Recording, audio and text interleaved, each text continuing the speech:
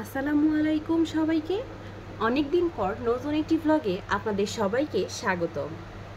আজকে তাহিয়া রেডি হয়ে চলে যাচ্ছে কিছু খেলনা কেনার জন্য, তাই সে অনেক এক্সাইটেড। সে রিকশায় উঠে রেডি। এবার দেখুন রাস্তায় যাওয়ার পথে সে কিভাবে দুষ্টামি করে। আজকে আমরা যাচ্ছি 1299-এর একটি শপে। আমরা ইতিমধ্যেই চলে এসেছি। তাহিয়া কিন্তু খেলনা দেখছিল, সে আসলে বুঝতে পারছিল না কোনটা রেখে কোনটা নেবে। বাচ্চারা কিন্তু এমনই, বেশি খেলনা পেলে পছন্দ করতে পারে না।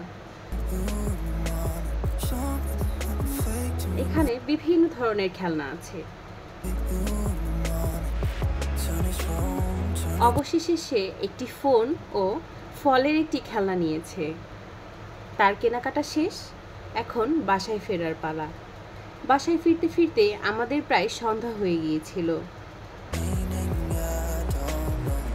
তাহিয়া বাসায় এসে তার খেলনাটা আনপ্যাক করছে।